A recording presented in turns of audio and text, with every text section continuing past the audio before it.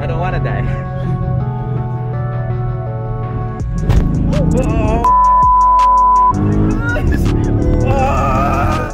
That's a sound.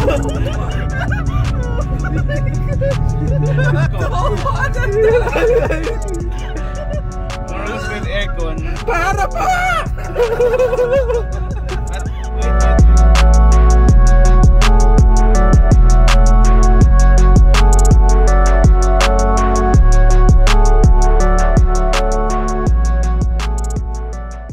Here in Crust, we love muscle cars. Some love the Mustang because it's every vlogger's dream car and super duper overrated.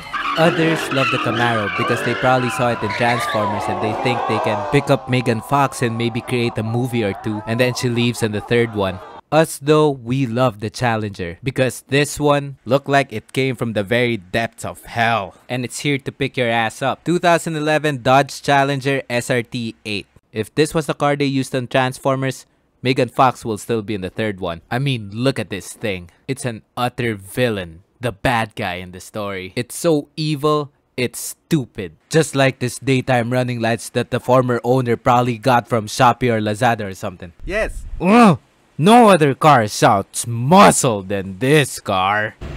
Muscle car. That is a workout in itself. That's biceps.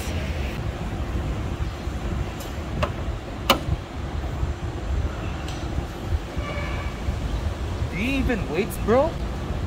Do you even weights? Oh.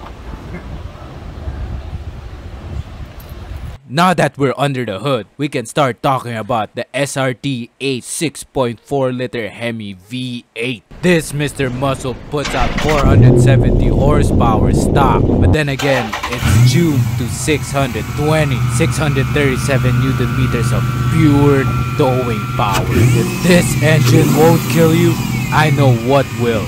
This one will, because this thing is a thirsty beast. Just opening the fuel door already makes me wanna. And with gas prices today, you can truly say this is indeed the f***ing devil. This thing, just look at it. Outside, it's really menacing. Now we go inside to witness how the interior is this very 2000s anticlimactic, very dull looking interior design. You open these heavy ass thick doors and the first thing that greets you, oh, well, still got that SRT8 logo there. And what else do we got?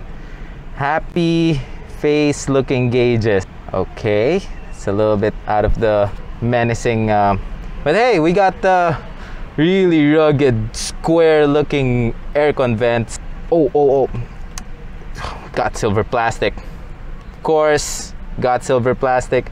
This aircon knobs are okay, moves a little bit. Oh, this I want to show you guys for real. The shift knob. Oh, muscle. Oh. Okay, that's also pretty flimsy. But look at that Mopar. Yeah. we take a short break to appreciate these semi-bucket seats. They look kinda generic at first, but they hold you in comfortably for hours. Kind of feels like a truck in here, like a Chrysler van. Yeah. Even the infotainment screen is super 2010s. Apart from the resistive touchscreen, there's no Bluetooth on this thing. It's also slow, like an early 2000s Nokia. Sound system is pretty decent though. So another thing about the Dodge Challenger is that the doorknob is not here where it's normal, like you open the door and then you push it with your elbow, but no, it's rather it's here, down here. What? Yeah, that is so heavy. Overall though, the quality of the interior is actually pretty nice. Everything you touch here is soft touch. Even the door panel is suede, I bet. But what also surprises me though is the fact that this car can seat 4 comfortably. Not only there's ample knee room, but there's cup holders and aircon vents at the back. They also give you a key that's packed full of features. For example, you could actually warm the car up by pressing this button twice, and well... And just like that, I got a citation for my village. What's interesting though is it can warm up while keeping the doors locked. But what about other modes of practicality? As you can see here, the trunk is of decent space. There's a big problem though. Apart from the loading floor being really high, it also gets very difficult to reach for stuff that's inside of the trunk. Nonetheless though, we still gotta be happy that Dodge gave you a trunk in the first place. Overall, the Dodge Challenger is like the tale of two cities. You think that it's a car that's all hot. But no, it's hot, cold, colder, whatever. But if anything, I love how the Challenger looks. Oh, it's just a car that shouts testosterone. Got testosterone everywhere. On Monday, we do arms. Taco Tuesdays for the chest. Wednesdays are back days. Don't forget about leg day. And Friday, we compensate. Hehe, lol. 2011 Dodge Challenger. That guy in the gym hugging all the equipment saying, I'm not done with my set, bro. I'm not done with my set. Driving the Dodge Challenger SRT8. I gotta tell ya, it ain't easy. The windows are small, making it hard to see outside.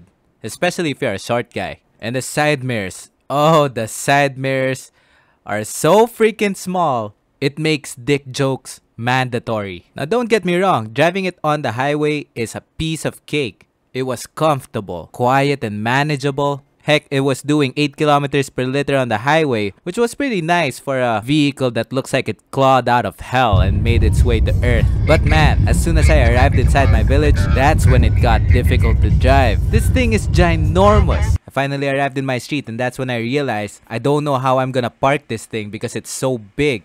When you're driving this thing, it really makes you feel like you're a full-sized midget. A full-sized what? Pro tip, if you want a Dodge Challenger, make sure you have a garage for it. Because it can make a 2017 Toyota Innova look like a shrimp. Yes! This is me casually driving an Enzo around 10 PM. I'm just sitting here casually sipping 4 kilometers per liter. I mean, in fairness, it's a pretty good cruiser. After driving this for a couple of days, I noticed some stuff. Number one is the fact that it's definitely heavy to drive. I mean, don't get me wrong, the steering wheel is really light. But the moment you sit inside this car, you feel its weight. But of course, things get lighter the moment you start moving. The second thing I noticed is the sheer power delivery. I mean, I know, turbo fanboys be like, oh, nothing matches the turbo. But the power delivery of a naturally aspirated car with ginormous amounts of horsepower, it just hits different. And the last thing I want to point out is the fact that this thing can stop. Stop well. I mean, of course it can stop well. Look at the size of those rotors and that Brembo caliper. That can't even fit my car.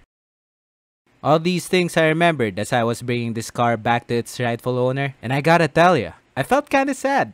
The moment I drove this car, I knew it had a lot of downsides. The fact that it could barely fit inside my village. Or the fact that my mom doesn't want to ride it because she said it's too menacing. You're missing the point, mom. Or especially the fact that it ran my wallet dry as I was testing it. Nonetheless, I kept on driving. I might as well enjoy these last moments with the Challenger, knowing right then and there, if they used this car on the Transformers franchise, we would have seen a lot more of Megan Fox, damn it. I finally arrived in Enzo's place, and before I left, he told me he wanted to give me one last ride with it.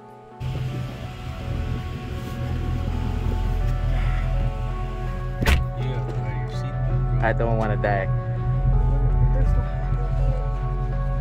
He gave me a short tour in his neighborhood. He told me about how he got the car and what he thinks of it, why did he buy it and stuff. It was a pleasant cruise. I don't want to die, I don't want to die. Radar tires. Yeah, it was pretty pleasant. With Eman and his girlfriend at the back seat, I gotta tell ya, it was a nice, relaxing drive. With the people closest to me, I was comfortable. And then suddenly, free fall.